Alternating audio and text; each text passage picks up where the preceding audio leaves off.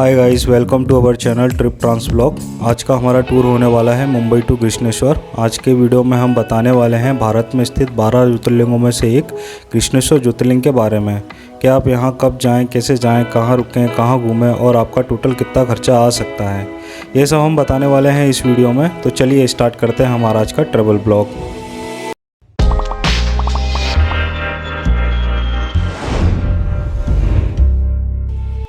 हमारा सफ़र शुरू होता है मुंबई से। हमने बजट प्लान किया था तो हमारी ट्रेन थाने से औरंगाबाद के लिए सुबह 6 बजे की थी। थाने से औरंगाबाद के लिए ट्रेन से लगभग 7 घंटे का सफ़र है और लगभग 300 किलोमीटर की दूरी है। औरंगाबाद स्टेशन से आपको कृष्णेश्वर बस या टैक्सी या ऑटो से जाना होता है। कृष्णेश्वर भगवान शिव के 12 ज्योतिर्लिंगों में से 12वां ज्योतिर्लिंग है और ये भारत के महाराष्ट्र राज्य में औरंगाबाद जिले के वेरुल गाँव में स्थित है। औरंगाबाद का नाम अब संभाजी नगर हो गया है। कृष्णेश्वर जाने के लिए सबसे पहले आपको औरंगाबाद आना होगा और औरंगाबाद आने के लिए आपको भारत के किसी भी शहर से डायरेक्ट ट्रेन मिल जाएगी।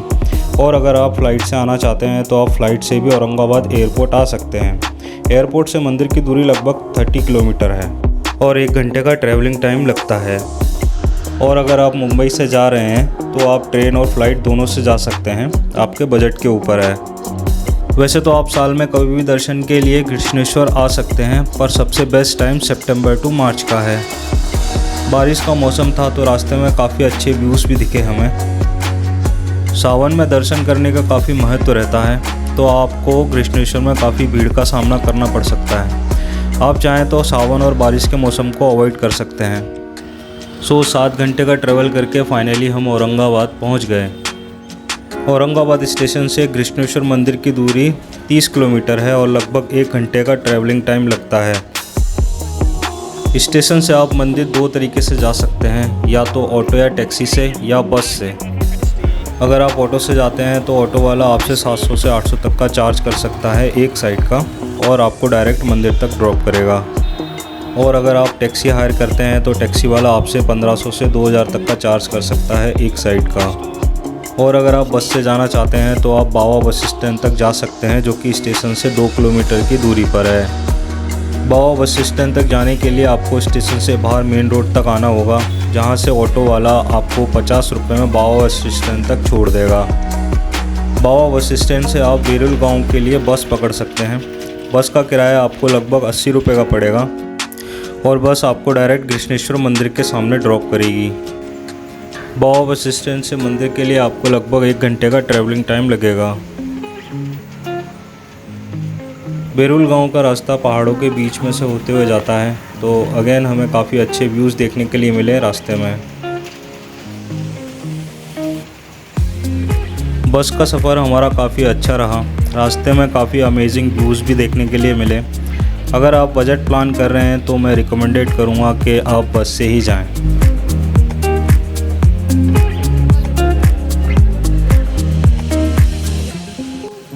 फाइनली हम वेरुल गांव पहुंच गए। बस ने हमें एलोरा केव्स स्क्वायर पर ही उतार दिया था, बट हमें भोलेनाथ के दर्शन पहले करने थे, इसलिए हम वहां से पैदल ही मंदिर तक गए। वैसे स्क्वायर से ऑटो भी मिल जाते हैं, जो कि 20 रुपये चार्ज करते हैं और मंदिर तक ड्रॉप कर देते हैं। यहाँ मंदिर के आसपास खाने के लिए बहुत सारे रेस्टोरेंट्स अवेलेबल हैं, जो कि काफ़ी नॉर्मल रेट्स पर आपको फूड अवेलेबल करा देते हैं। यह मंदिर के आसपास आपको भक्त निवास और होटल्स भी मिल जाएंगे, जो कि 800 से 1000 तक का चार्ज करेंगे, बट हमें रुकना नहीं था तो हमने बुक नहीं किया। और अगर आप कुछ घंटों के लिए रुकना चाहते हैं तो आप होटल में बात करके 300 से 400 रुपये में रुक सकते हैं। चौराहे से मंदिर ज़्यादा दूर नहीं था, थोड़ी ही देर में हम मंदिर तक पहुँच गए। जैसे ही हम गेट से आगे बढ़ते हैं तो रोड के दोनों ओर प्रसाद की दुकानें और जस्ट सामने ही मंदिर का भव्य शिखर दिखाई पड़ता है। बस इसी रास्ते पर चलते जाएं, यह सीधा रास्ता मंदिर तक जाता है। आप चाहें तो प्रसाद यहाँ से ले सकते हैं या मंदिर के जस्ट पास से। सनातन धर्म में कृष्णेश्वर मंदिर को 12 ज्योतिर्लिंगों में से अंतिम ज्योतिर्लिंग का दर्जा प्राप्त है। शिव महापुराण में भी कृष्णेश्वर ज्योतिर्लिंग का उल्लेख मिलता है।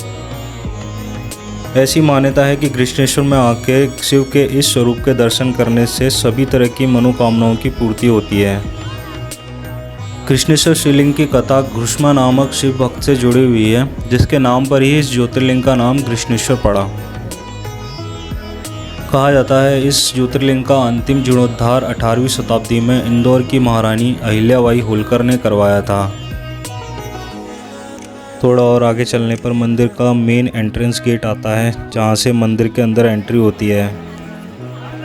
यही मंदिर का मेन एंट्रेंस गेट है। यहाँ मंदिर के अंदर मोबाइल ले जाना मना है, तो आप अपना मोबाइल और बैग मंदिर के पास ही बनी मोबाइल सेफ्टी लॉकर दुकानों में रखवा सकते हैं, जो आपसे 20 से 25 रुपये तक का एक आइटम का चार्ज करेंगे। आप यहाँ इन्हीं दुकानों से अपनी सुविधा के अनुसार प्रसाद ले सकते हैं, जो कि आपको 50 या 100 रुपये में मिल जाएगा, और आप अपने चप्पल जूते वहीं छोड़कर दर्शन के लिए जा सकते हैं। सावन के महीने में यहाँ काफ़ी भक्तों की भीड़ रहती है। लोग यहाँ दूर दूर से दर्शन के लिए आते हैं, तो आपको यहाँ काफ़ी लंबी लाइन का सामना करना पड़ सकता है। जितनी लाइन आपको यहाँ बाहर दिख रही है, इस गेट से जब आप अंदर जाएंगे तो अंदर भी जिग-जैग पैटर्न में लाइन लगी रहती है, तो आपको दर्शन के लिए कम से कम 1 घंटे का समय लगेगा इस लाइन के साथ।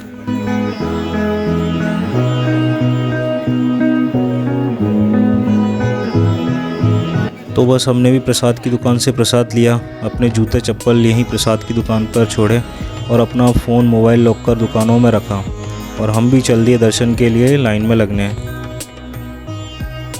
मंदिर में गर्भगृह में जाने के लिए पुरुषों को ऊपर की शर्ट या टी शर्ट उतार कर ही जाना होता है दर्शन के लिए, जो कि कंपलसरी है यहाँ पुरुषों के लिए। तो बस अंदर महादेव के नारे लगाते हुए दर्शन करें, और गर्भगृह से बाहर आने के बाद मंदिर के पीछे महादेव पर चढ़ाए हुए जल का चरणामृत पीना ना भूलें। दर्शन के बाद आप 500 मीटर पर स्थित एलोरा केव्स घूमने जा सकते हैं। मंदिर के गेट से बाहर आके आप मेन रोड से 150 या 200 रुपये में ऑटो भी बुक कर सकते हैं, जिसमें वो आपको 4 से 5 प्लेसेस घुमाने ले जाएगा, जिसमें मुख्यतः भद्र मारुति मंदिर, शिवाय तीर्थ कुंड और एलोरा केव्स शामिल हैं। कृष्णेश्वर आ रहे हैं तो भद्र मारुति मंदिर और एलोरा केव्स घूमने जरूर जाएं। एलोरा केव्स एक पुरातात्विक स्थल है, जो कि कृष्णेश्वर मंदिर से 500 मीटर की दूरी पर ही है, जिसका एंट्री टिकट 40 रुपये है और एंट्री सुबह 9 बजे से शाम 5 बजे तक है। एलोरा केव्स को राष्ट्रकूट वंश के शासकों ने बनवाया था। अपनी स्मारक गुफाओं के लिए प्रसिद्ध एलोरा केव्स यूनेस्को द्वारा घोषित एक विश्व धरोहर स्थल है। यहाँ 34 गुफाएं हैं। इनमें हिंदू, बौद्ध और जैन गुफा मंदिर बने हुए हैं, जो कि 5वीं और 10वीं शताब्दी में बनवाए गए थे। यहाँ 12 बौद्ध गुफाएं हैं, जो कि 1 से 12 नंबर तक हैं। 17 हिंदू गुफाएं हैं, जो कि 13 से 29 नंबर तक हैं, और 5 जैन गुफाएं हैं, जो कि 30 से 34 नंबर तक हैं। और भारत का विश्व प्रसिद्ध मंदिर कैलाश मंदिर भी यहीं स्थित है, जो कि आपको एंट्री लेते ही कुछ दूरी पर दिख जाएगा। कैलाश मंदिर दुनिया में अपने आप में एक अनूठा वास्तु मंदिर है, जिसे मालखेड़ स्थित राष्ट्रकूट वंश के शासकों ने बनवाया था।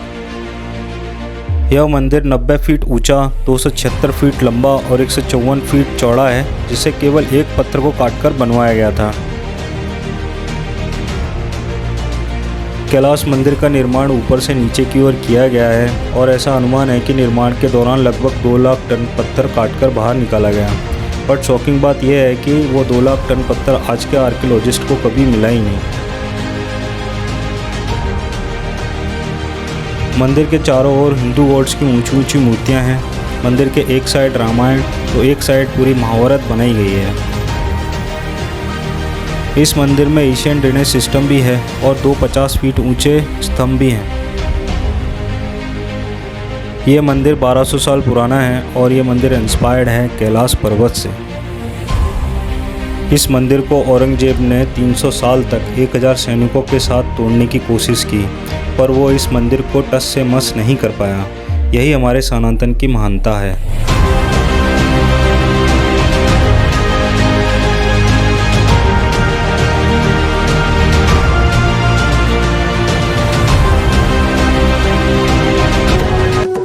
एलोरा केव्स घूमने के बाद आप भद्र मारुति मंदिर में दर्शन के लिए जा सकते हैं। भद्र मारुति मंदिर महाराष्ट्र राज्य के खुलताबाद में स्थित है, और ये प्राचीन मंदिर एलोरा केव से मात्र 4 किलोमीटर की दूरी पर ही स्थित है और यह मंदिर श्री हनुमान जी को समर्पित है।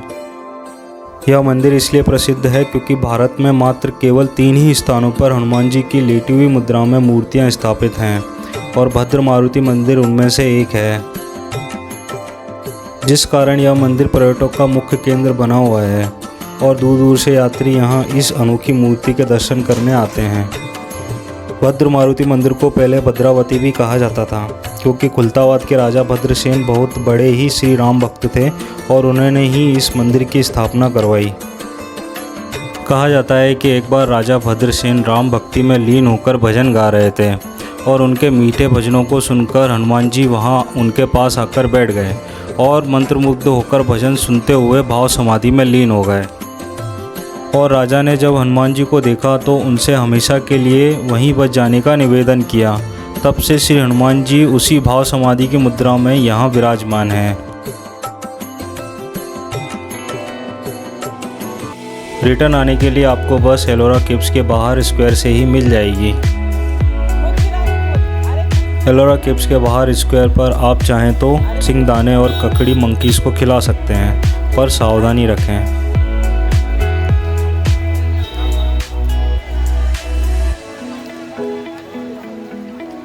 ये बंदर काफ़ी फ्रेंडली लग रहे थे तो हमने भी उन्हें सिंगदाने खिलाए और सबसे ज़्यादा एक्साइटमेंट हमारी बच्ची मिष्टी को थी।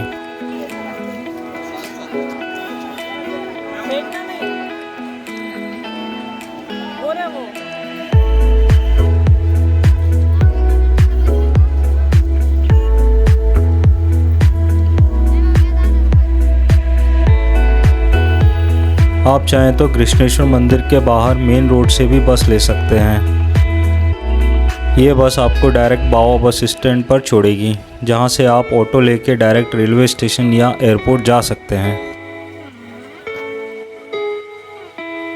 बावा बस स्टैंड से आगे वॉकिंग डिस्टेंस पर ही कुछ रेस्टोरेंट्स हैं जहां पर आप चाहें तो खाना भी खा सकते हैं।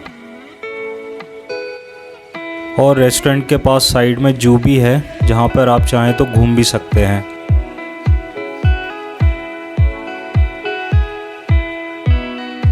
इस रेस्टोरेंट का खाना एंड सिटिंग एरिया हमको काफ़ी अच्छा लगा, तो आप चाहें तो यहाँ खाना खा सकते हैं।